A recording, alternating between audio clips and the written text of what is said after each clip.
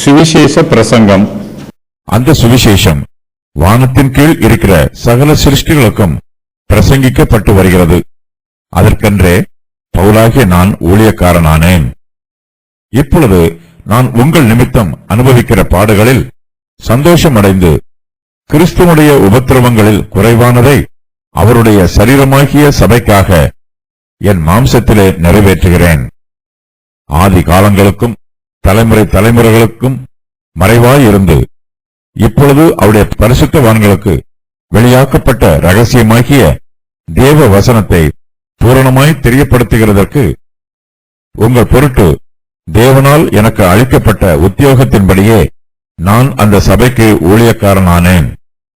புறஜாதிகளுக்குள்ளே விளங்கிய இந்த ரகசியத்தில் உள்ள மகிமையின் ஐஸ்வர்யம் இன்னதென்று தேவன் தம்முடைய பரிசுத்தவான்களுக்கு தெரியப்படுத்த சித்தமானார். கிறிஸ்துவானவர் மகிமையின் நம்பிக்கையாக உங்களுக்குள் இருப்பதே அந்த ரகசியம்.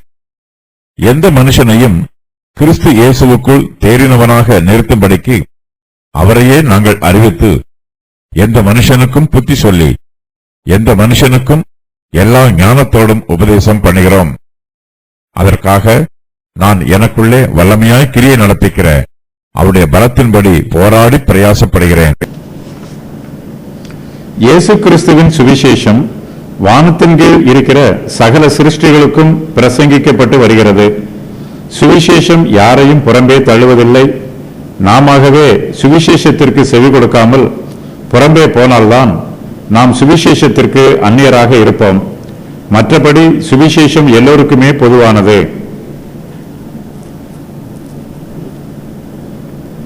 அப்போஸ்தலர் பவுல் சுவிசேஷத்தை பிரசங்கிப்பதற்கு ஊழியக்காரராய் இருக்கிறார். இயேசு கிறிஸ்துவின் சுவிசேஷத்தை பிரசங்கிக்கிற ஊழியம் தனக்கு கிடைத்திருக்கிற பெரிய சிலாக்கியம் என்று பவுல் நினைக்கிறார். சுவிசேஷத்தை பிரசங்கிப்பது தனக்கு மேன்மையாய் இருக்கிறது என்றும் சொல்லுகிறார். இயேசு கிறிஸ்துவின் சுவிசேஷம் ஆதி காலங்களுக்கும் தலைமுறை தலைமுறைகளுக்கும் மறைவாய் இருந்தது. இப்பொழுது தேவனுடைய பரிசுத்தவான்களுக்கு இதுவரையிலும் ரகசியமாய் இருந்த தேவ வசனம் வெளியாக்கப்பட்டிருக்கிறது. இப்போது வெளிப்படுத்தப்பட்டிருக்கிற தேவ வசனத்தை பூரணமாய் தெரியப்படுத்துகிறதற்கு அப்போஸ்தலர் பவுல் ஊழியக்காரராய் இருக்கிறார். சுவிசேஷத்தை பிரசங்கம் பண்ணுகிற உத்தியோகத்தை தேவனே பவுலுக்கு அளித்திருக்கிறார். சுவிசேஷ ஊழியத்தை பவுல் தேவனிடமிருந்து ஒரு ஈவாக பெற்றிருக்கிறார்.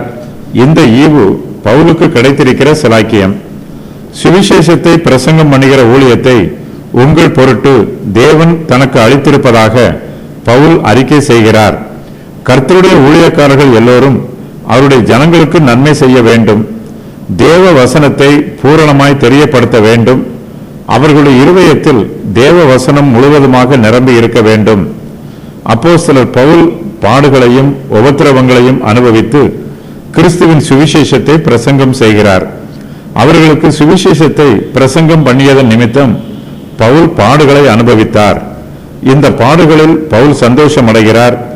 ஜனங்களுக்கு சுவிசேஷத்தை அறிவிக்கும் போது அவர்களுக்கு ஆவிக்குரிய ஆசீர்வாதம் உண்டாகும், அவர்களுக்கு நன்மை உண்டாகும். அப்படிப்பட்ட நன்மையின் நிமித்தமாக பவுல் பாடுகளை அனுபவிக்கிறார். அதற்காக சந்தோஷப்படுகிறார். கிறிஸ்துவனுடைய உபத்திரவங்களில் குறைவானதை அவருடைய சரீரமாகிய சபைக்காக பவுல் தன் மாம்சத்திலே நிறைவேற்றுகிறார். தன்னுடைய பாடுகளையும் மற்ற ஊழியக்காரர்களின் பாடுகளையும் பவுல் கிறிஸ்துவனுடைய உபத்திரவங்கள் என்று சொல்லுகிறார். இந்த பாடுகளை ஊழியக்காரர்கள் கிறிஸ்துவுக்காக அனுபவிக்கிறார்கள். மனுக்குலத்தை ரட்சிப்பதற்காக இயேசு கிறிஸ்து தம்முடைய இரத்தத்தை சிலுவையிலே சிந்தினார். தம்முடைய சரீரத்தை மரணத்திற்கு ஒப்பு கொடுத்தார். கிறிஸ்துவின் உபத்திரவங்களை பார்க்கும்போது பவுலின் உபத்திரவம் குறைவானதாக இருக்கிறது.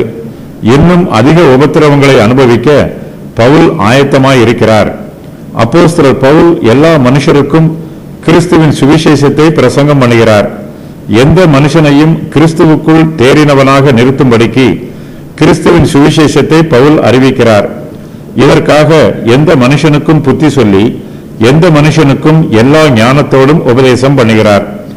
ஜனங்கள் பாவம் செய்யும் போது அவர்களை எச்சரிக்க வேண்டும், அவர்களை கண்டித்து உணர்த்த வேண்டும், அவர்களுக்கு புத்தி சொல்ல வேண்டும். அவர்கள் திருந்துவதற்காகவே ஊழியக்காரர்கள் ஜனங்களுக்கு உபதேசம் பண்ணுகிறார்கள். எல்லா மனுஷருக்கும் சுவிசேஷத்தின் வார்த்தையை எச்சரிப்பாக சொல்ல வேண்டும். எல்லா மனுஷருக்கும் எல்லா ஞானத்தோடும் உபதேசம் பண்ண வேண்டும்.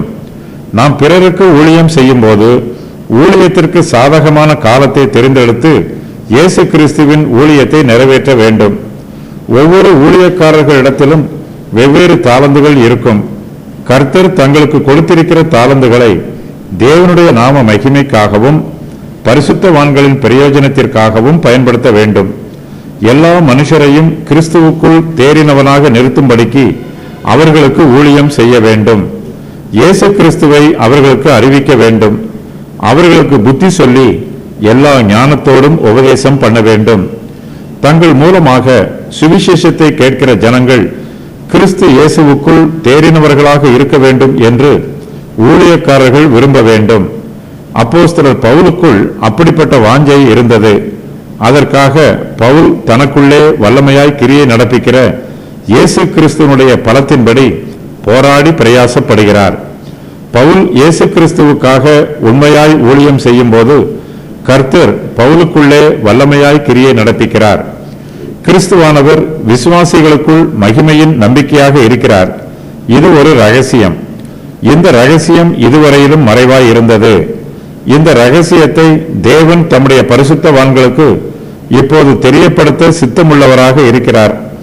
இந்த ரகசியம் புறஜாதிகளுக்குள்ளே விளங்கிய மகிமையின் ஐஸ்வர்யமாய் இருக்கிறது. கிறிஸ்துவானவர் மகிமையின் நம்பிக்கையாக நமக்குள் இருப்பதே அந்த ரகசியம். கிறிஸ்துவே மகிமையின் நம்பிக்கையாய் இருக்கிறார். இந்த உலகத்தில் கிறிஸ்துவே நம்முடைய நம்பிக்கைக்கு ஆதாரமாக இருக்கிறார். நம்முடைய இருதயத்தில் இயேசு கிறிஸ்து வாசமாய் இருப்பதே நம்முடைய மகிமையின் நம்பிக்கை. சுவிசேஷத்தை கேட்கிற ஜனங்களுக்கு ஒரு கடமை உண்டு. நாம் கேட்ட சுவிசேஷத்தினால் நமக்கு நம்பிக்கை உண்டாகும். அந்த நம்பிக்கையை விட்டு நாம் அசையாமல் இருக்க வேண்டும். அந்த விசுவாசத்தில் ஸ்திரமாயும் உறுதியாயும் நிலைத்திருக்க வேண்டும். நம்முடைய விசுவாசத்தில் நாம் தொடர்ந்து நிலைத்திருக்க வேண்டும். அப்போதுதான் நம்முடைய விசுவாசத்தின் முடிவு சந்தோஷமாகவும் ஆசீர்வாதமாகவும் இருக்கும். நம்முடைய விசுவாசத்தில் அங்கும் இங்கும் அலைபாயக்கூடாது. ஸ்திரமாயும் உறுதியாயும் நிலைத்திருக்க வேண்டும்.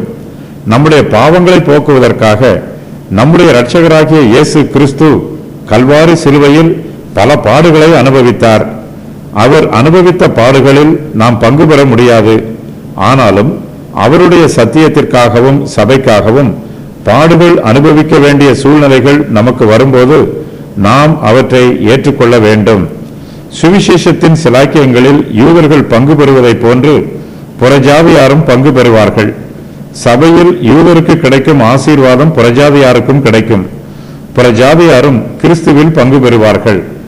கிறிஸ்துவை பற்றிய சத்தியங்கள்: ராஜ்யத்தின் தலையாக இருக்கிறவர், மீட்பர், அதரிசனமான தேவனுடைய தற்சுரூபம், சர்வ சிருஷ்டிக்கும் முந்தின பேருமானவர், சகலத்தையும் சிருஷ்டித்தவர், நித்தியமானவர், சகலத்தையும் நிலை நிறுத்துகிறவர், சபையாகிய சரீரத்திற்கு தலையானவர், எல்லாவற்றிலும் முதல்வராய் இருக்கிறவர், மரித்தோரில் இருந்து எழுந்த முதற் பேருமானவர், அவரே ஆதியானவர், தேவனுடைய பரிபூரணமானவர், தேவனுக்கும் மனுஷனுக்கும் மத்தியஸ்தராக இருக்கிறவர், பரிசுத்தவான்களுக்குள் இருக்கிறவர், கிறிஸ்துவுக்குள் ஒவ்வொருவரையும் தேறினவனாக நிறுத்தும்படிக்கு பவுல் பிரயாசப்படுகிறார். தேவன் தனக்கு கொடுத்திருக்கும் தாளந்து அனைத்தையும் பவுல் இதற்காகவே பயன்படுத்துகிறார்.